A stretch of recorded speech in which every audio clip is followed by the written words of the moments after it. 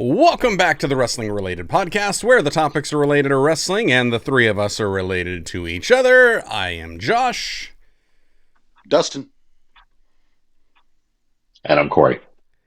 And you guys are either listening to us on your favorite podcast platform, or maybe you're actually watching us on either YouTube or Spotify, because I noticed that last week we actually got video up and going on Spotify. So, hey, now if you're watching us somewhere, let us know, leave a comment. Leave some type of a rating or review. You know, all those things that help promote podcasts to other people that may be interested in the same wrestling-related topics. Aside from that, guys, what did you think about wrestling this last week?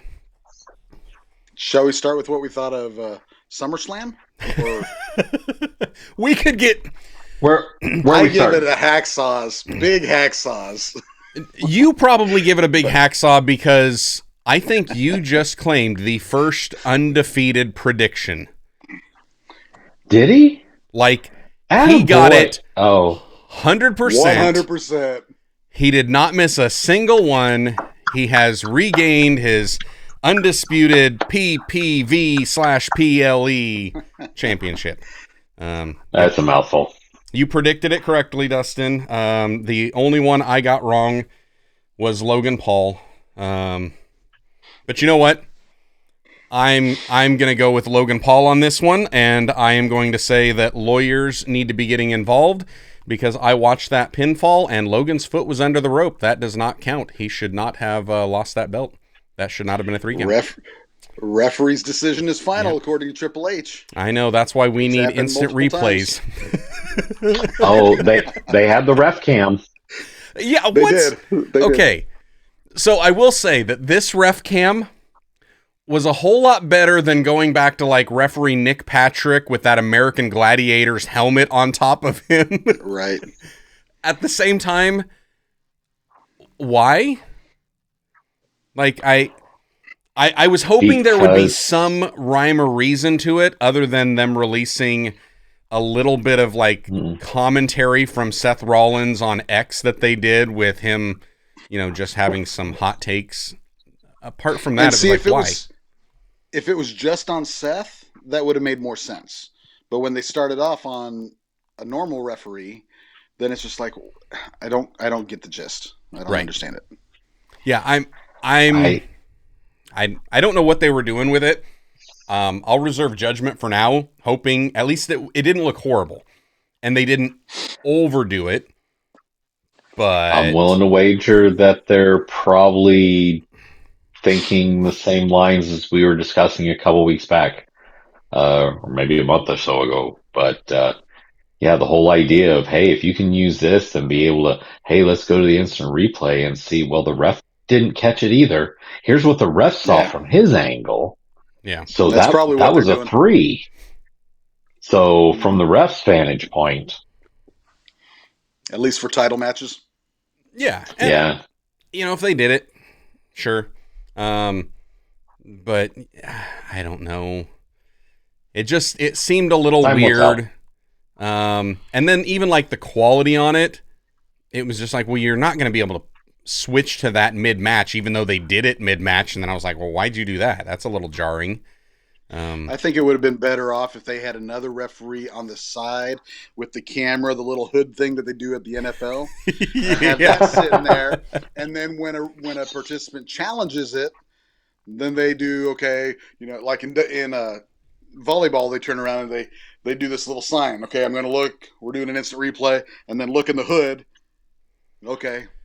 Right. Flag or whatever. And then they could have used that in the Logan Paul and LA Knight match, and all of a sudden they go over there and you look and you just see the back of the referee, and it's like a little El Conquistadors, and here comes Jake Paul out from underneath the hood.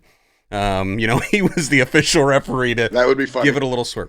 I mean, they can still play it up. It's just, I don't know. Nothing is really all that new in wrestling.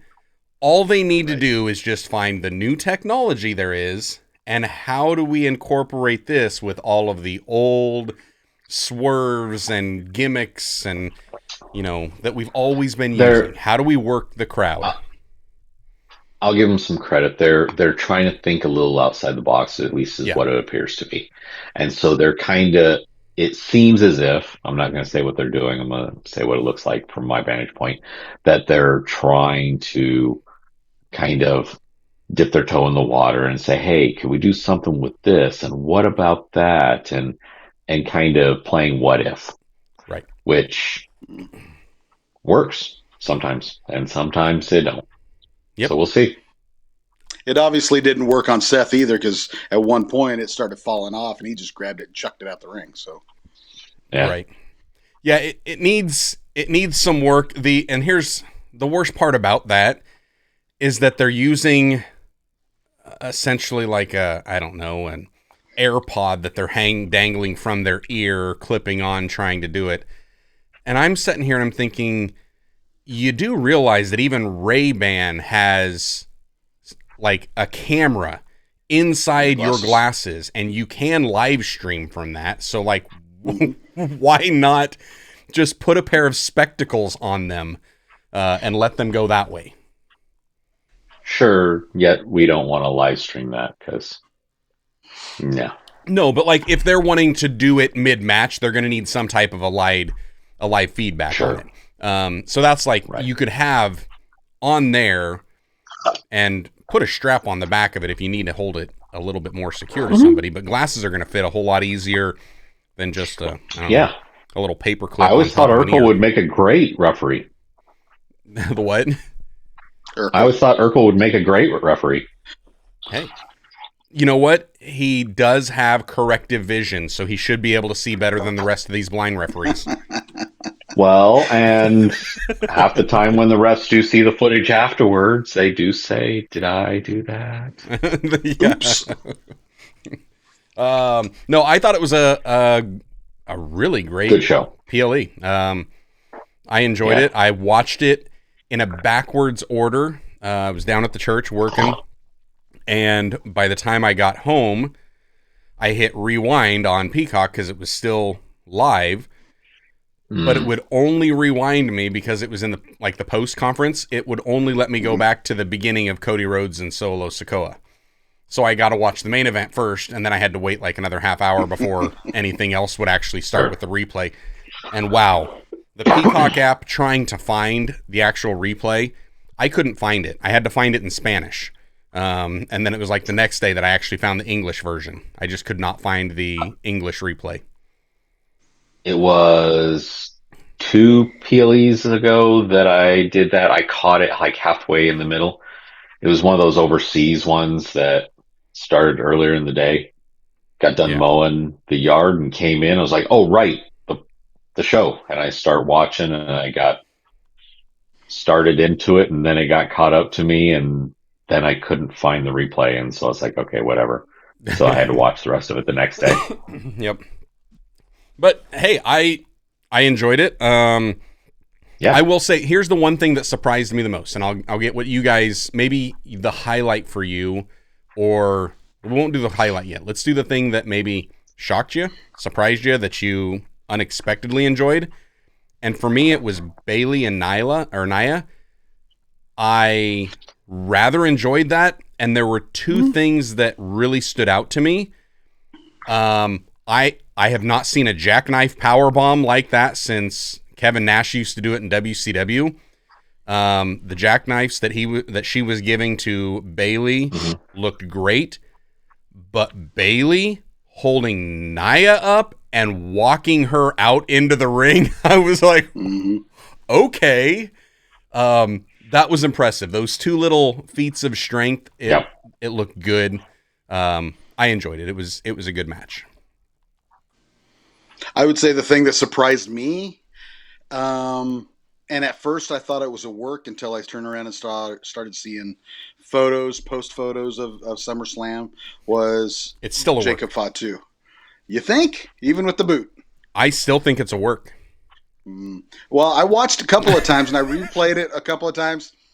His foot really didn't hit anything until it hit the floor, or his ankle. But I don't know. I'm just saying. I don't know. I'm not comparing myself to Jacob Fatu in any way, shape, or form. But I broke the arch of my foot and the fourth metatarsal of my foot by turning around from a coffee pod to go to walk to a call that I was working on, and I just collapsed. So stranger things have happened. Correct. From somebody who spent time in one of those boots and had some injury. I've gone back and forth on it. From his reaction and the way he acted and reacted to it and everything, I was like, okay, he jacked it up. Right. But by the time Roman came out and I started thinking about how else would you explain Jacob not getting involved? How else would you take him out of the equation? Everybody else is right. It must be a work. But then you go back and watch it again, and not just his anger and frustration, but his flinching from just not actually touching the foot, right. but starting to be weight bearing. That's when his reaction was like a jerk, like a kid just touched the stove sort of thing. And I was like, oh, so I've been like back and forth and checking YouTube, going, anybody got any reporting on this? And nothing. Aside from a picture and a boot, yeah, which is nothing, and that doesn't mean it's broke. That doesn't mean anything. That could mean a sprain. You could buy those boots at Walgreens and walk around in them, and they're a pain in the butt. You can't flex your ankle at all. Oh, you know that they've got those setting in the back just for this stuff, and they're like, oh yeah, you're on an injury angle here. You forgot to put your boot on. Oh, you forgot a neck brace. And now that I think about it, if it was a break from an impact against the shin like that, then he wouldn't be weight bearing on it, even with a boot, because that doesn't change the weight bearing situation. That would be sort of a not being able to function with his ankle or whatnot. That doesn't, you still see him on crutches or leaning somewhere else and not putting his weight on when taking pictures. Yeah. I don't know. If it's a work. Well, and that's the thing. He's a good actor. Standing. Here's the thing. Like, either way, great. For a couple years now, you have a lot of the traditional WWE loyalists that have said Jacob Fatu would never work inside WWE. And you have a lot of the indie internet wrestling community that said, we don't want Jacob Fatu in WWE because they won't be able to utilize him to his full potential. Right. And now all of a sudden he comes in and Triple H is just like, do you. Like, be who you are. And now all of a sudden we're all getting to see who he's been. And it's like, oh yeah, this guy is amazing. And so the fact that he can sell better than most of the other Bloodline members, OG Bloodline, new Bloodline, doesn't matter. He can sell and put over. And now you get him just out there and he's selling an injury, whether it's work or shoot, I don't know. The fact that he has me thinking I don't know is what I love about it, because that sell has blurred the line so much for a smart mark like me. I just don't know. And the interesting thing about it is not only does it pertain to the bloodline and the storyline moving forward with the bloodline and him not being able to help out Solo when Roman came in and everything, but now all of a sudden you look at, okay, he's been in the Fed for what, 3 weeks, 4 weeks, 5 weeks, something like that, a couple months. Yeah, something. And now all of a sudden he's a tag team champion. Tag champ. Right. But yet they got to have him be able to lose it at some point. But he seems like he can't be beat. I mean, a poison Rana, and he turns around and pops right back up, and it's just like, what? Well, you dropped a Samoan on his head. So but it's going to be, it's got to be the Usos that beat him. Right. And then you get twin magic that just, it overcomes. And arguably one of, if not the greatest tag team in the last decade, at least. And it's like, at that point, they're the ones that beat you. Like, that makes sense. Because you've got Jacob and Tama. And it's like, yes, they're a good unit. They're just not twins. Like there's just that little bit of magic. So I think they're going to work that foot in there. Yeah, I thought they'll be able to work a little bit of that in somehow. And then I also saw, I think it was Fightful Select, they had reported that they heard the plan going in, and they had it confirmed. The plan going into that match was after that spot, Jacob was supposed to sell a leg injury no matter what. But Triple H had confirmed his leg is injured, but wouldn't confirm the extent of the injury. So trying to read the tea leaves, yeah, I think it makes me think like, yes, he was I think supposed the to quote sell for him and the quote for Triple H was banged up. Yeah, him and Logan Paul were banged up after their matches. And if I had to guess, he landed and the shin hit the edge of the table, and that hurts, which just made it easier to sell. And then it's like, oh, we're selling a leg injury. Hey, why not utilize technology to get our storyline across? And we know as soon as Solo and I leave here, somebody's going to spot us and they're going to take a photo. So I'll take a boot with me for good measure. Just like, and then you let everybody else sell the story for you. You don't have to say anything. You don't have to put out a press release. And then you get us sitting here 3 days later saying, is it real? Is it not? We don't know. Is it Memorex? And good match. And Roman Reigns is back. Great pop too, man. That crowd was hot. Yep. Great pop. The that whole spot, the way that he comes in, the way that he goes straight for Solo. Even wearing the new merch shirt with the OTC, and it's like as he's walking down, I was like, oh, OTC, original Tribal Chief. And I was like, cool. So now we definitely know what their storyline is that they're going to be building towards because they've already got the merch ready to go. It was like, see that, and the fact that Cody's even got his reaction of like, I'm taking care of this, but I know there's still something here, but you're going after this too, so I'm just gonna... I had heard a couple days earlier that WWE had trademarked original Tribal Chief. So when the t-shirt came out, I was like, I figured they were just hedging their bets in case they wanted to, but clearly they wanted to. Right. So I heard Bubba Ray talking about Roman Reigns the other day or yesterday or I don't know, over the weekend, and he was making the comment about Roman Reigns just has that power to be able to come out and do nothing. He can come out and just stand there, and the audience's whole attention is on him. What's he doing? They react to him and everything. And Bubba Ray's comments was he was a little concerned that the direction that they're going with Roman Reigns and Solo Sikoa, it's going to be so powerful because of Reigns right now that it's going to overshadow anything and any opponent Cody Rhodes is going to go up against next. Which he's absolutely right.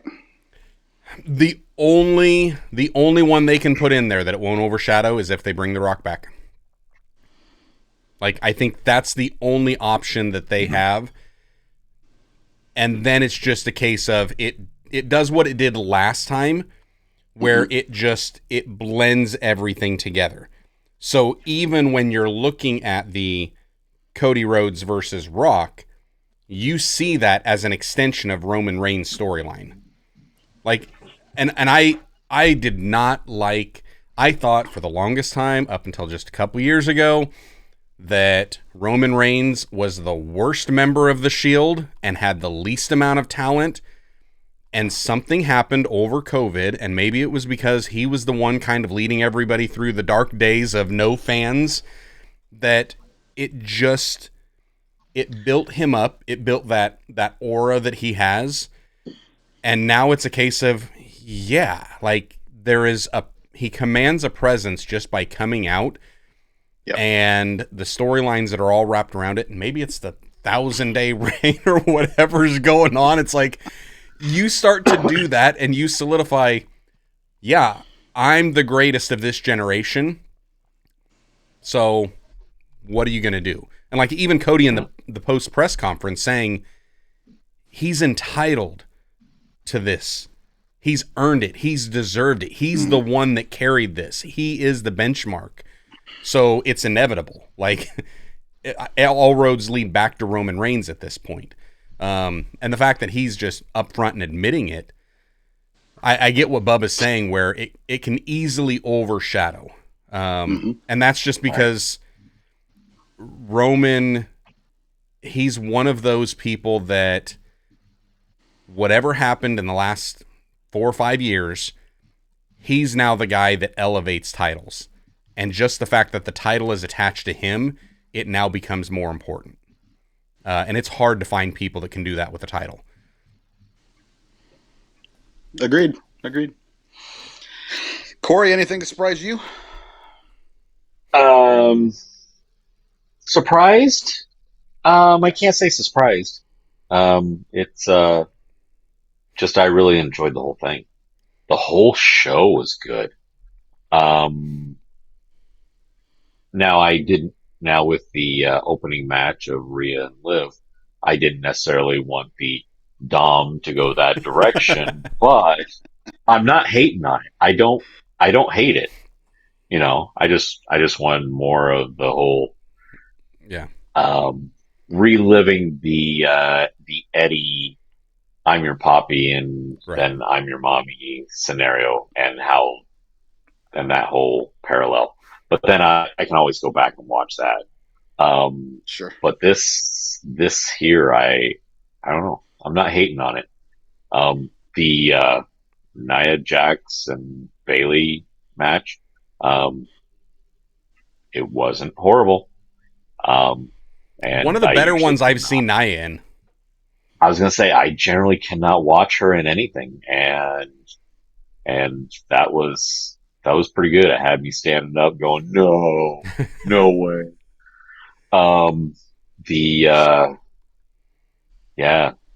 Seth, and in the middle of all that debauchery, just, I mean, that was hot garbage going in. There was too many angles. There was no way I was going to guess anything. Right. I said last week, I was like, this is a crapshoot. I can't even see where it's going. They got too many options. I don't know where they're going to decide. It's like someone's sitting back there, Hunter sitting back there with a 6-sided dice, just going, let's go. There we go. We'll go with that. I think I had mentioned, even with that, what I foresaw is the storyline that's easier to drag out even longer was going to be a Seth versus CM Punk. Right. But then after you watch Raw last night, and it's like, big Bronson Reed comes out, and all of a sudden Seth has a side quest, and it's like, and now it's like, okay, they're drawing out CM Punk Drew a little bit more, which delays this feud that we just set up and re-solidified here, and it's like, and yes, I know I just glossed over 6 tsunamis.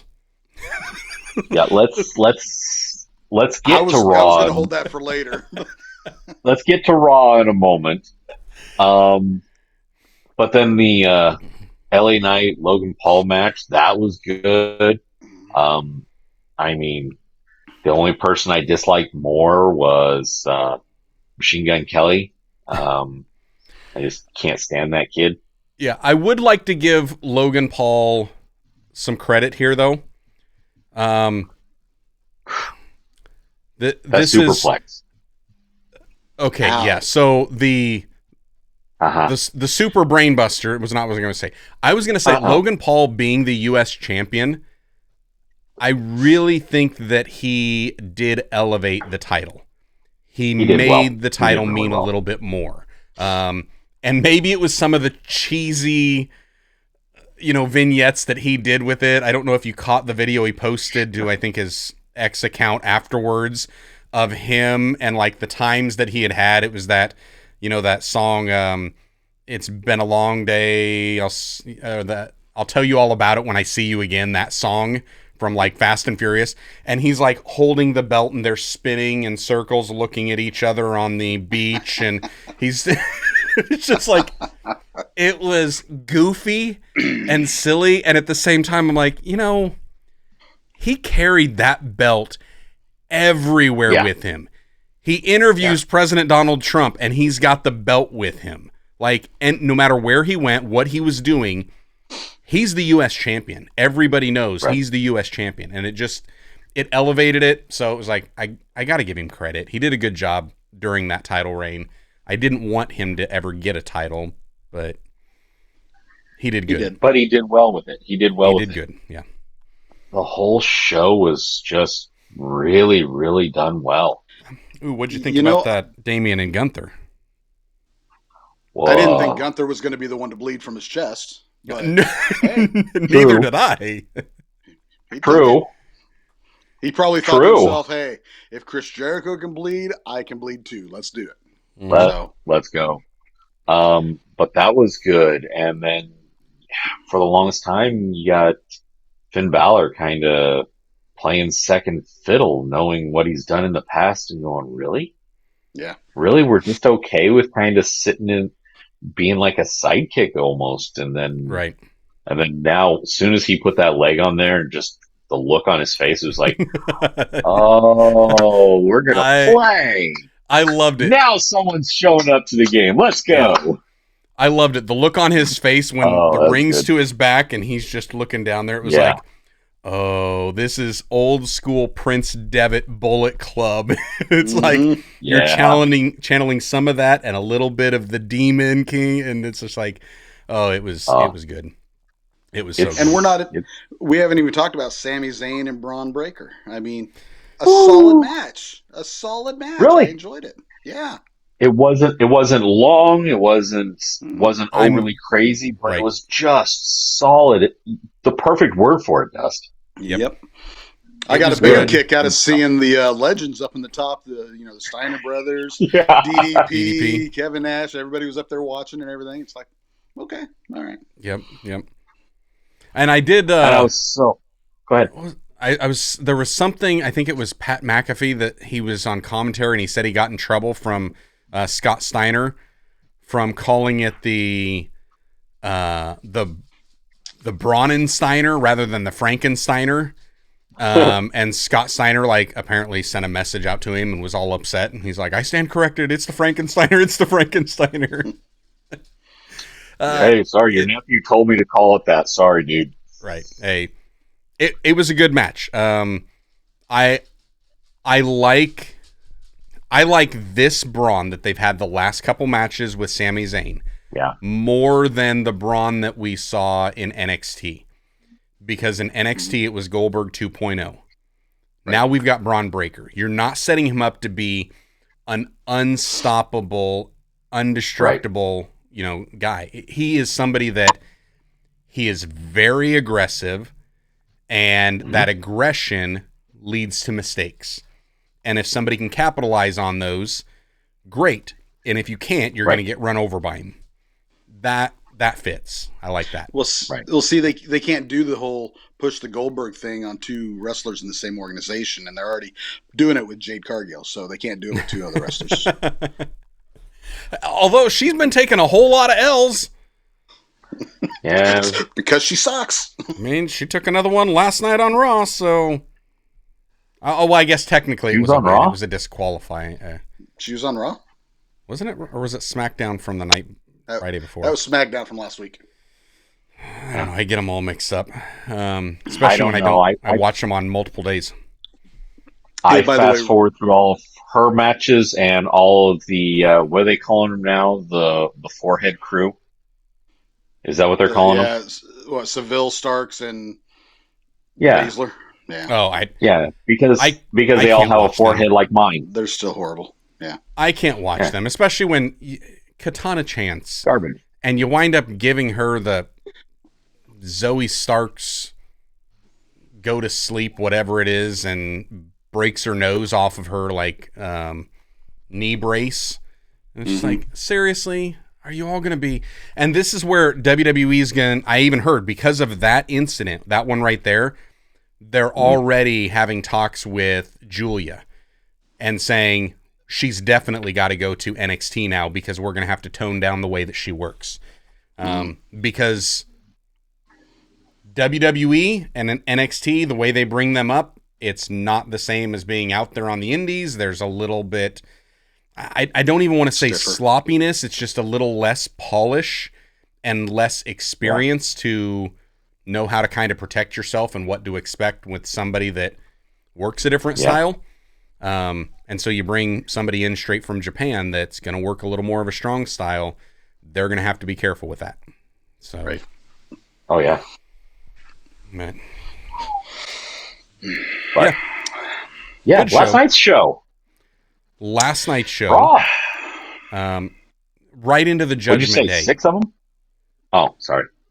The whole Judgment Day angle, that It was promo of Finn in the back just cutting the promo and then saying he's not alone, and the camera pans out and you've got everybody there except for Rhea and Damien, and it's just, and the way he explains it of there was never supposed to be a leader. It was always just us together. And it kind of even goes back to when there was Edge, and they kind of kicked Edge out for leader stuff. So as soon as Finn came in, Edge went out. But there is now no longer any of the original members of Judgment Day. True. Because the original Judgment Day was Damien, Edge, and Rhea. Finn came later. Yeah. So I still like it. I do too. I do too. I like it. I mean, I like I it. wish that R-Truth was still in the Judgment Day, but that's for another show. Speaking, let's back up just for a second. Speaking of R-Truth, I got to give a shout out to Jelly Roll, brother. You are from a big man to a bigger man. Let me just say, oh yeah, the choke slam was great, but when you did the 5-knuckle shuffle and you kicked your feet out and came down on that hip, brother, if Right? you don't do that right, you're going to be walking funny for a couple of days. And kudos to you. I don't know who taught you. They did a good job. Good job. Oh, no, you watch that over again. Oh, nobody taught him how to do that. That is a lifelong wrestling fan that was just imitating what he saw. Man. He's like, I know what they do. They just dead fish it out here.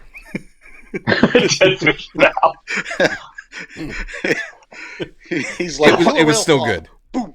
Yeah, it was good. I got a kick out of it. I didn't expect him. I mean, I knew he was there, and he's a huge wrestling fan. Right. He was going to do something, because I think he was asked about it, I don't know, like a year ago or something, if he would ever consider. And he's like, oh, anytime they want me, you just let me know when and where, and I'm there.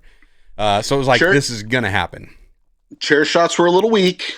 You got to swing a little bit harder, Jelly. But come on. Stiffen up a little bit. Make it more of a yeah, but they weren't gimmicked chair shots, so he was trying to be, didn't have a gimmick chair, wanted to be a little more protective of everybody. It's a back shot. Wrap that thing around his back. He's fine. If you can't take a chair to the back, get out of the ring. It was good. Not everybody. Think about when you've ever had a newbie give you a chair shot. I mean, you're afraid you're gonna injure somebody until you get hit with one yourself, and you're like, "Oh, that's how we're doing." Think about the last time you watched AAA or CMLL and watched one of their chair shots. Jelly Rolls was better. Jelly Rolls was better. I saw a video recently of Hogan in WCW giving a chair shot, and it was like. I just saw the video the other day of Hogan right before the chair shot to his head. You see him grabbing the gig out of his wristband. He turns, he gets hit, then he swipes, and then he turns around and he swipes again. Yeah. It's like, come on, at least hide it. Yep. But anyway. Funny stuff. Yeah, so last night, Judgment Day, night was loved it. A good show. Loved it. Yeah. I got it. Hey, let's give JD McDonough props. That may be the best sell on any chokeslam or chokeslam variation I have ever seen. I thought dude was going to land on his grape for a second there. Like, he got so much height and then flailing arms and legs as he came down. Oh, and it was beautiful. The thing that scared me about him was when he did the suicide dive to the outside, hit Damien into the table. His head darn near hit the corner of that table. Yes, I thought he was going to split himself open. Yeah, I'm like, I thought he knocked himself out. And the ref stayed in the ring for a couple of minutes or a couple of seconds. Then all of a sudden he's like, right. "Oh, I better get out there." And then he checks on Damien first. And I'm like, "No, check on You're the guy checking that just on the hit wrong in guy. corner of a table." We needed a ref cam just to see what he saw. That's what it is. But he's got a big head, so it's going to hit something. Yep. You know, I will talk trash about the human Funko Pop as much as anybody, but that dude can bump. He is a bumping machine. And he took some stiff shots from Damien too. Yeah. He got that slap fight. Damien hit him with a couple of forearms. I'm like, no. Yeah. I'll take a chop from Gunther. No. No.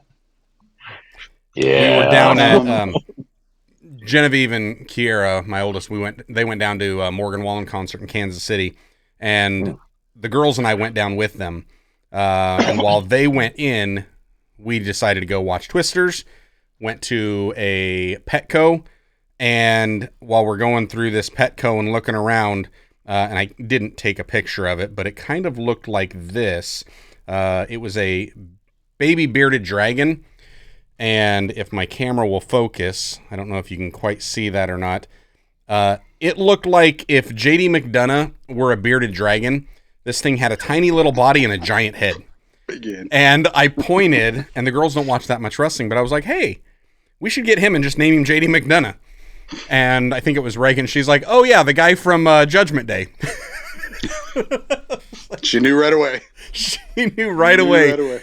Big head, little body, which I just thought was hilarious. But yeah, he's the human Funko. But yeah, Pop. He's so good. Yep. So let's go back to Bronson Reed. Yes. So I actually watched, I think, 18 different tsunamis because I rewound it twice. I don't like Bronson Reed. I'm just being honest with you. I don't like him. I'm not a big fan of him until last night. And here's the thing.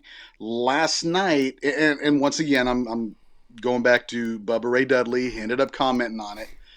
You know, it was necessary for him to do that. Yeah. And when he did it, you know, having Seth, being able to work with Seth and have Seth turn around, Seth did the internal bleeding thing perfectly. Yep. I mean, the whole segment was spot on. And that right there is going to boost up Bronson Reed to that next level that he needs to get to. Because the route that they were putting him, he wasn't getting there. It just was not going to happen. He needed that. He needed to come out. He needed it. He needed to headhunt somebody that is as over can be. Absolutely. And is not already intertwined deep into an angle. And even though Seth is, like, this is a side quest that he can take to go after him. And here's where I wish more wrestlers, especially guys on the indies, I wish they would understand the importance of selling and putting somebody else over. They think that if I'm weak and I take 6 of this guy's finishers, well, then it just makes me look weak. And yeah, it makes them look strong, but I just look weak. No, it doesn't. If you put them over that much, it took that guy to hit 6 of these to take you out. You put him over, but you also put yourself over as being somebody that is so tough to beat. It took 6 of his finishers to do it. And it's just, I wish more would get that. I wish more would put him over like that, because then Seth comes back and winds up beating him. Now he looks even bigger. Right. Corey? The thing I loved so much about it was Bronson Reed was on he was like a chubby version of Braun Breaker. They had him both trying to do the Intercontinental title thing for a little while, and then he kind of like drifted into the background, and then he's coming back, and he's going to say something to Pierce about wanting, why does he get it? Why can't I get it? Where's my shot? And it's like, okay, we're going to do this all over again. We just got done doing this with Bronson Reed or Braun Breaker. Why are we doing this? This doesn't make sense. And it kind of put him at that moment in a light of being kind of mediocre. Mhm. But the moment he came out, he was like, it was like, my thoughts are like, really, this guy thinks he's going to be on the same level as a main eventer that's held how titles how many times? Right. This doesn't make sense. But then 1, 2, 3, and I was like, uh-oh. And I start paying closer attention, and it's like, and then again, and then everybody comes out and crowds it, and he's leaving, and I'm like, man, he just put a stamp on it and set himself aside, and then he comes back out and he does it again. It's like, oh, And the now rest the of them, moment that when the moment that he was finally done, and he finally left, and it was like, okay, this guy just went from, if we put everybody on a scale of 1 to 10, top of the card, bottom of the card, sitting at like a 4, he just jumped up to an 8. Yep. Exactly. And like just doing his finish like six times in a row, was it? Mhm. Oh my gosh. And each was time that heading he a does seventh it, it's like time, and the officials pull Seth out of the way. dragging Seth Like- out of the way. Like, jump But this that's- far, dude. Try it. Yeah. But that's the rest of them also helping him. It wasn't just Seth. Correct. You know, Yes. when the rest of them crowded around Everybody's Seth, self. he gets up on that top, he's jumping. And they Them have to guys move. Two choices: move Scatter. or get squished.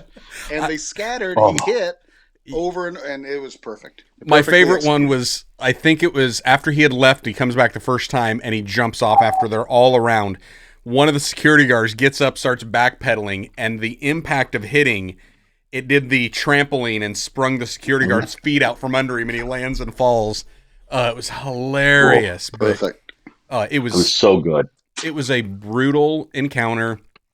And yes, Right. I agree with all that. It put him over. He's kind of been lost in the shuffle. This was the moment. He's got he a needed. look. He's got the in-ring ability. He just needed something.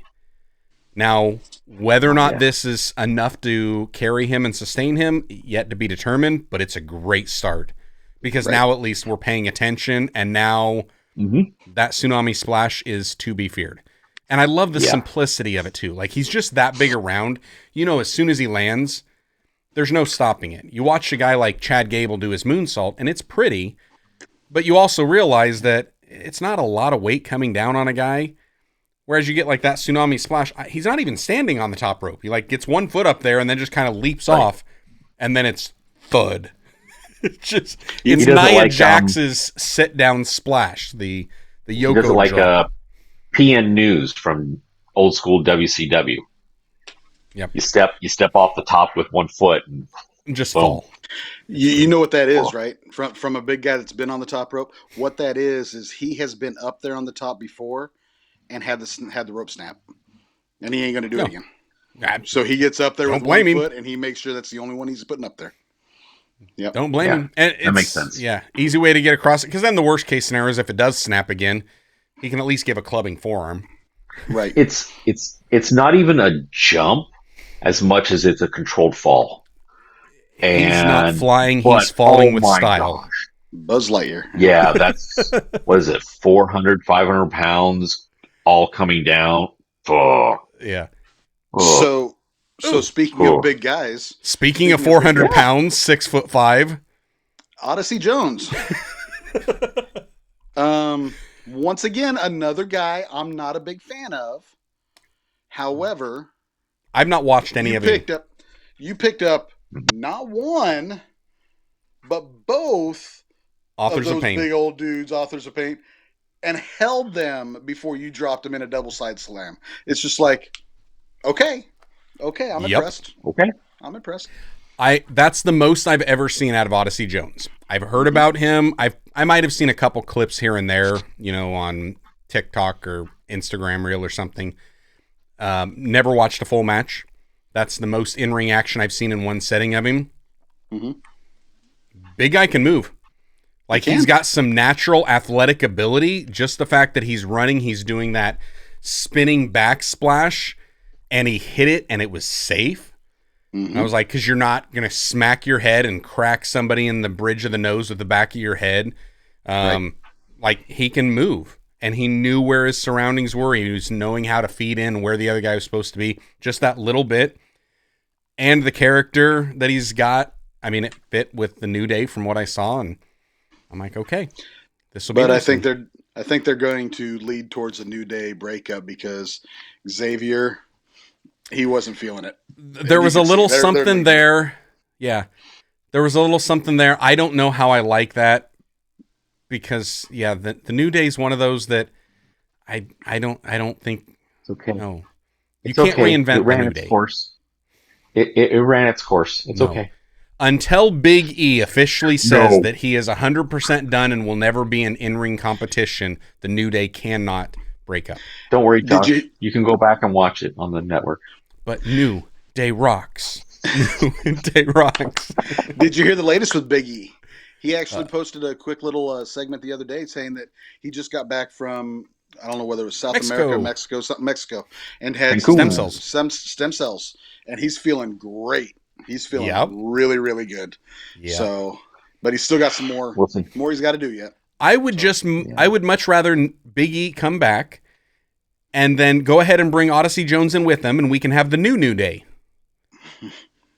Like, let's just have them all in there. Why not? No. And then moving on. Yeah, that was good. I like the Odyssey Jones. I thought that was a good little segment, especially for the way that New Day's been and the way that the Final Testament, it's kind of been lost in there, to bring something else that just kind of makes us stand up, pay a little bit of attention.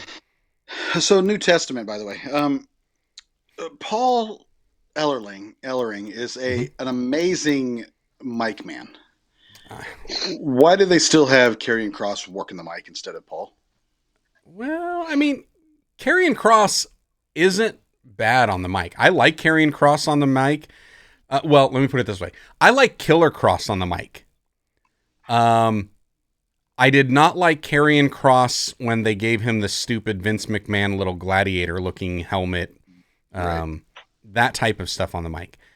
I like when they just let Karrion Kross be Killer Kross. Let him do his thing. That being said, I agree that they are not utilizing Paul Ellering. Like, it's got to be that, one, he's already on the payroll, and two, somebody has to work the mic when Karrion's off doing his own thing. Yeah. Because I don't see the Authors of Pain being handed the mic. No. Nope. Neither one of them is going to look into the camera and go, "Wow." Nope. Nope. Nope. Yeah, I'm trying to think. Now, Dustin. Hey. Oh, go ahead. I was just going to ask Dustin, something else happened on the show that got you excited? Oh, did it? Okay. Mm-hmm. Anything in particular? Let's see. I'm trying to How do think. I say? I'm scratching my beard, which has been told it's starting to get a little bit of a red tint. Yeah, just a little bit. Oh yeah. Eric Rowan, along with the rest of the Wyatt Six. The Wyatt Six debut. At least two of them. He says that as if Rowan is the leader. Most experienced of the bunch right now, I would Yes. say. And I'll an original Wyatt family member out of all of them. Mm-hmm. So that's just my opinion. I like them all. Don't get me wrong. There's none of them I don't like. Yeah. It was good. Yeah, they did a good job. I thought it was good. I always forget how good Dexter Lumis is, though. I don't know what it is about that guy. There's something about his personality, his character, his in-ring work that is captivating and at the same time mildly forgettable. Like, I watch it and I love it, and then it's like 30 seconds later, I'm like, I forgot what I just saw. Until I see it again, I was like, why do I keep forgetting about this guy? I don't know if there's some type of hypnosis or something that comes over me and watching him that it's just like, I get a kick out of it. And then the next time I see him, I was like, he's really good.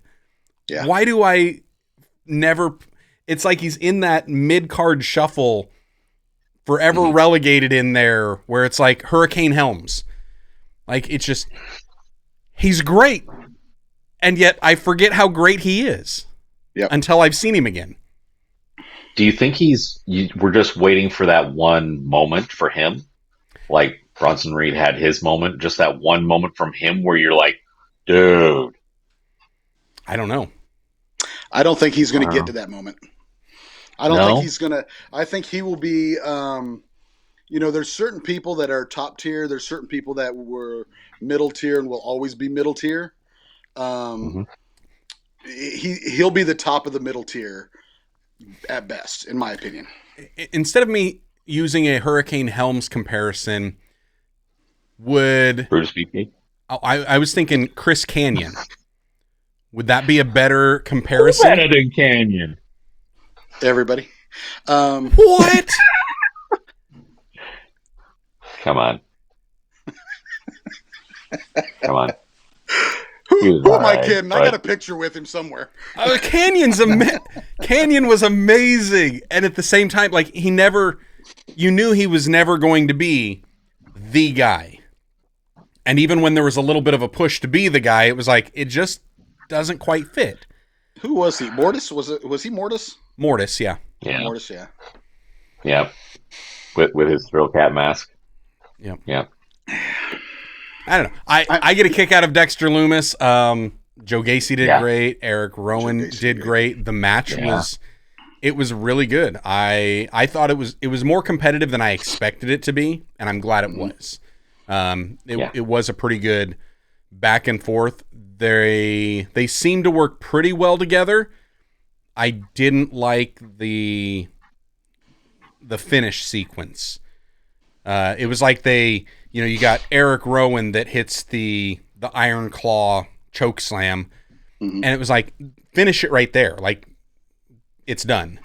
Yeah, it's done. But no, you need to come in, you need to do like a power bomb Dexter Lumis onto him, and then he goes right back up after being power bombed to do a splash that I'm going to give him a back swipe for it. And it was just too much, and it was unnecessary. Right. And how many splashes, how many people do we have on the card that are doing splashes? Let's pick something else. Right.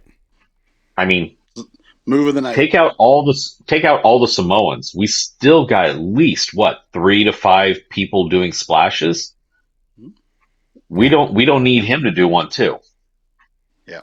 Well, and I'm sitting here and thinking, if you really wanted to do a move where you have your own tag partner giving you a move onto your opponent, then why is it Joe Gacy powerbombing Dexter Lumis? Why not just have Eric Rowan give you both choke slams on top of Chad Gable after he gave Chad Gable a choke slam? Like, here, I spike you, now I'm going to spike you on him, and I'm going to spike you on him, and then I'm going to pin all 3 of you because I'm Eric Rowan. You think Chad Gable's thick enough and strong enough to take all that? Yeah. No, but at the same time, they're the Wyatt Six. I think his core is strong enough he could take it. Yeah. Whew. And to me, it was unnecessary. After the one little choke slam, it was like, that's all you needed. That felt like the natural end of the match. And then after they did something else, and it was like, you could have cut an extra 30 seconds out of it, and it would have had more impact, or at least as much. See, and I'm nitpicking on the splash. But aside from that, the only thing that I thought at one point was like, ooh, great opportunity that wasn't quite there was when Rowan picked up Lumis and was like, when he powerbombed him to the outside. Yeah. At that point in time, I'm thinking of a spot that Psychosis used to do to Ray Ray when he was so much smaller, of just put your hands on his thighs and let him do a moonsault off that. Yep. The push alone, he would have gotten so much height and distance. and would have been just great. Yep. But I mean, with Loomis kind of just, he's getting powerbombed here, he's getting powerbombed there. He's Yeah. kind of like, you know what? Just throw me into people. Let's do this. It worked. I mean, I still enjoyed it. I got a kick out of Dexter Loomis doing his, little crawl to start the match off. It's that little spooky thing. I got a kick out of Joe Gacy going up into the tree of woe. Loomis do that. You hadn't seen Loomis do that before? I hadn't seen that before, and I saw it, and I'm like, kick him in the mouth. Kick him in the mouth. Somebody kick him in the mouth. It's so cool. The only time that it gets even better is like when somebody, like they're on the outside, and I've seen him do this, and he'll like slide in on one side. They try to run in on the other side, but he crawls all the way across, and he like stops them at the ropes, and then goes back and forth. And it's just so quick. I mean, he's fast. I could see how Chad Gable was like, nope, I'm out of here. Right. This dude's weird. Yeah. But difference between WWE and AEW, if Dexter Loomis were to do that to, let's say, Roosh, like Corey said, Roosh would have kicked him in the face. Kicked him in the mouth. Smack, boom. Exactly. Yeah. What the hell's that? It's like, I ain't playing this freaky stuff. Yep. I'm just going to boot you. Cool. Yep. Speaking of, can we touch base on AEW? Please. The return. The return of Buddy Matthews. Buddy Matthews. Yeah. House of Black. Now we just need Julia back and we're good. Julia Hart. Hey, and if you want to talk about a 6-man tag, a trio that has a cohesive move together, that corner spot that they do where Brody King does the cannonball while you get Buddy and Malachi both doing the kicks on the opposite, that's beautiful. Like, that is perfect. It's utilizing the skill sets of all of them, and it just, it's impact. It works. I love it. I love to see that they're in this trios. If rumor has it, they were planning on it being the Patriarchy versus the Lucha Brothers at All In, but now they're saying Lucha Brothers might actually be WWE bound, even though they're saying that they haven't, because their contract's up towards the end of the year, and apparently they're not really having discussions about what's going on, so they got pulled from the All In card, and House of Black is in instead. And there's a chance that the Bang Bang Gang is also going to be in there, so it's going to be a trios match. My brain just short-circuited there for a moment. I think it's we'll call it the cubed match. Okay. So, speaking of the different trios, I'm a big Billy Gunn fan. I love Billy Gunn. I mean, he's done some things that are very questionable, and I probably wouldn't have done them if I was in the wrestling. But Billy and I Chuck. understand why he did it. Billy and Chuck. Yep. But I understand why he did it. I still don't understand that. Because his boss said do it. Yeah. Unlike when he turned around and came back for the Hall of Fame, and he was working for WWE or AEW, and he makes that comment, ooh, I don't work for this company. You can't fire me. You can't fire me. But no, the whole thing, I love Billy. I cannot get behind the Acclaimed. I don't like them. I think they're too big for their britches. I don't think they're as good as they think they are. Agreed. They Agreed. can't work a mic. Nope. When they first teamed up with Billy, I was enjoying it. When they first teamed up with Billy, I was enjoying it. Because you had Max that would do a short little rap, and it was like... When it was PG. It was more of a PG rap, and he wasn't trying to upset everybody. Like, he actually understood that he was a face, and so he's supposed to make fun of, like, his opponents, not make fun of the fans, all of America, half the world. Like, when you start doing that, it's like, did you forget you're a face? And then Anthony Bowens, all he was really doing was yelling. he was basically channeling Billy Gunn from back in DX and having like 3 lines to say, and that's all he was doing. The rest of the promo was actually coming from Billy Gunn early on, and it worked, and they were over. And I got a kick out of watching them because it was more about what they were doing in the ring, but then somewhere it turned to be more about what they could do on the mic. And when Max Caster wants to call him, what does he call himself? The best wrestler in the business, or whatever term that he decided he wanted to trademark just so he can actually say it and not be lying. It's bad, and I'm not a fan. I've heard in 2 different interviews recently on podcasts where Max Caster has been called out for claiming that he doesn't want this person in AEW and doesn't want that person to sign and doesn't want to see this person come in because he's afraid they're going to come in and take his spot. If you're not good enough to hang on to your spot, it wasn't your spot. Agreed. Right. Yeah. So the person who's going to be the best is the person that says, I want to come in and I want to work the best. I want to learn from the best. Put me in there with the best. Let me get beat up by the best because that's going to make me better. That's exactly what Daniel Bryan did. It's a short-sighted, immature view that he takes that I understand because I used to have that back in the day of being so self-involved that it's like it's all about how I'm perceived. Where if he would take a moment to step back and just say, wait a second, this is a business and we're trying to make money, and if there's a name out there that we can bring in that will make more money, that's best for all of us, including me. And I don't have to be better than him. I just have to be better than whoever the worst or the lowest on the totem pole is. Like, there's only so many spots, but yes, it's a business. It's also an athletic sport in some regard where you've got to compete for a spot. And it doesn't really matter what industry you're in. There's always a next man up mentality. Like nobody is irreplaceable.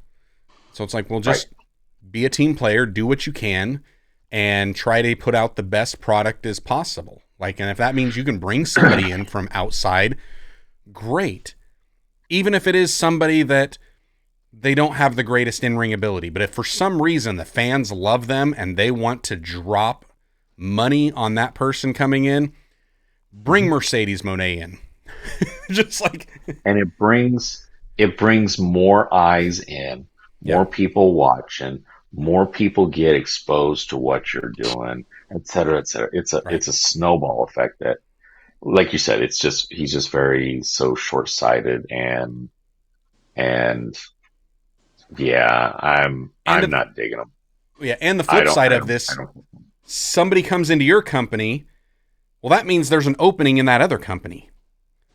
Now, they're going to be filling that, and if you've been around the wrestling business ever, you know that people come and go, and it is just like every other sport that's out there. You're going to have trades that are happening. I get this year, as a Minnesota Vikings fan, I get a cheer for Aaron Jones because he's our running back. Sorry, I had to. Well, you had to lift up the Packers. But, you know, I wouldn't cheer for Aaron Jones the last few years, even though he was one of the greatest running backs that the whole league had. You know what? He wore that green and gold. I wasn't going to cheer for him. I needed to see him in purple. Now, all of a sudden, he's in purple, and it's like, okay, well, now I'll cheer for Aaron Jones. And next year, I think after, Aaron Rodgers completes the Brett Favre path, I'll probably be cheering for him as a Viking. But it's like, it gets traded. So we talk about the Lucha Brothers. Maybe they're going. And if they do, maybe great for them. Yeah. If it works for them, go. Maybe that cryptic tweet that Becky Lynch put out means that she's going to be showing up at AEW All In Wembley. Maybe. I don't know. And if they do, great for them and great for the fans. Like, who cares? It's wrestling. Enjoy it while you got it. They trade teams left and right. Back to the Lucha Brothers. How much would you want to see them against the Motor City Machine Guns? That'd be all right. I just pay-per-view. you both win at the same time.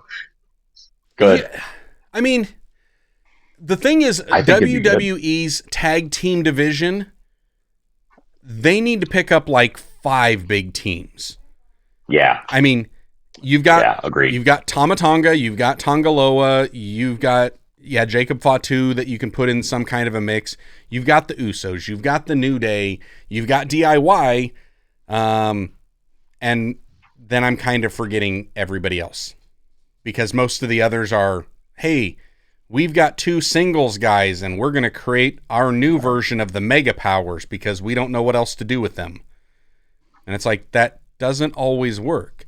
And then the teams that they do have that could be and should be good, they don't actually push them. Right. And it's like, what are they doing with the Street Profits? Like, they're a good team, but where are they at and what are they doing? Talk about the Authors of Pain. You've relegated them to this weird little side storyline. Yeah. I mean, there's their whole... That's where I would love to see any of these tag teams that are over in AEW and having great success. I'd love to see them in WWE and have great success. But WWE historically has dropped the ball on tag teams. Mm-hmm. Like just all the way across the board. Unless they've already made a name for themselves, like, you know, like LOD, like the British Bulldogs, like, I mean, I'll go even way back, go like the Killer Bees, things like that. They made a name for themselves in the territories before they even came to the WWE. Yeah. You know, they were already established tag teams. Other than them, the Dudleys, the Hardy Boys, I mean, they were already doing stuff prior. It's like, so I'm hoping they don't drop the ball. Like, I would love to see at a WrestleMania, I would love to see if you could have a TLC match between Lucha Brothers, Motor City Machine Guns, DIY. Like, yes, please. The Hardys. Yeah, bring it all in. I'd love to see it. Do I have hopes for that? No. Just because the track record tells me that we might get the Motor City Machine Guns and the Lucha Brothers. But then we're also going to have, like, I don't know, The Miz and Austin Theory. And then we'll pair Bronson Reed up with Tozawa because we forgot what we were doing with those 2 guys. And then while we're at it, we're going to pull Dexter Lumis out of, you know, what he's doing with the Wyatt Six. And, oh, yeah, there's JD McDonough. Let's pair them up, too, because we don't know what we're doing with those guys either. Like, that's kind of historically how they've done their tag division. And it's like, I don't want to see that. However, everything's under new management. Right. So let's hold judgment until we see how things go. Because so far, this year, so far, so good. So far. Things are looking up. Well, last thing before we... I would say so far so good, but they did just put the tag team titles on 2 guys that they just threw together rather than established tag team that already had them. Sure. So it's like, however, and here's the thing: did they need it? Does the Bloodline did they need the tag titles? No, they didn't need them.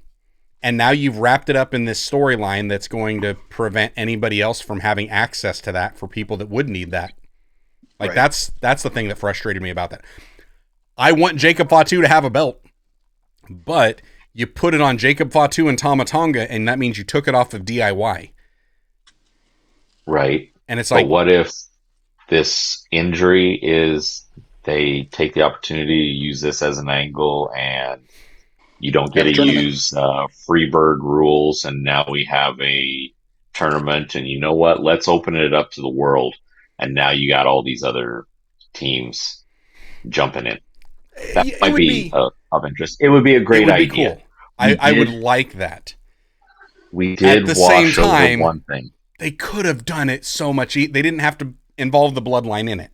And even though I think eventually you're going to get the Usos back together, and the Usos can then take the titles again, they don't need that in this mix yet. Right. We did wash over one thing. Randy Orton.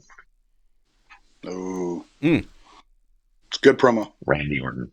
That was a really good promo. Mm-hmm. Him against Gunther. That's going to be good. And being able to see that, as interesting as it would be to see Randy kind of turn on Cody and have them do a program. This little situation from a callback from King of the Ring. Mm-hmm. I'm not hating on it. Yep. I'm not hating on it. Yep. Yeah. It's gonna be good. It's a good one. And then the only other thing I can think of in AEW that we kind of had not talked about. Shane Brandon. Huh? Shane Brandon. Excuse me. Shane McMahon changing his name and coming to AEW. Oh. I wasn't even thinking about that. No, I was thinking about Corey's face is priceless. The main event for All In, Swerve Strickland, Bryan Danielson. It's no longer just for the World Championship. Now it's his career on the line. Yeah. And hey, prior to that announcement, I would have thought for sure Swerve's winning it. But when you put Bryan Danielson's career on the line, for the last year, he's just said this is his last year as a full-time in-ring competitor. Right. And now he's saying, now I'll never wrestle again.